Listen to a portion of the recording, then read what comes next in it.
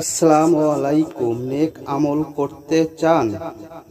কিছু আমল এমন আছে যেগুলো করতে খুব বেশি সময়ের প্রয়োজন হয় না, অনেক জ্ঞানের অধিকারীও হতে হয় না। কিছু এগুলোর ফজিলত অনেক বেশি, যেগুলো বান্দার আমলনামাকে ভারী করে। যেমন রাসূল সাল্লাল্লাহু আলাইহি ওয়াসাল্লাম বলেছেন যে লোক আমলের আগে একবার বলে সুবহানাল্লাহিল আজিম। আশা করি সম্পূর্ণ সূরাটি শুনুন। আউযু বিল্লাহি মিনাশ শাইতানির রাজীম। বিসমিল্লাহির রহমানির রহিম। আরাআইতাল্লাযী ইউকাযযিবু বিদ্দীন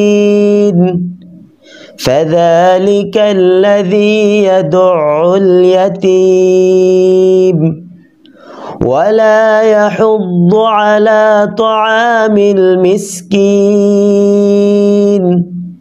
فويل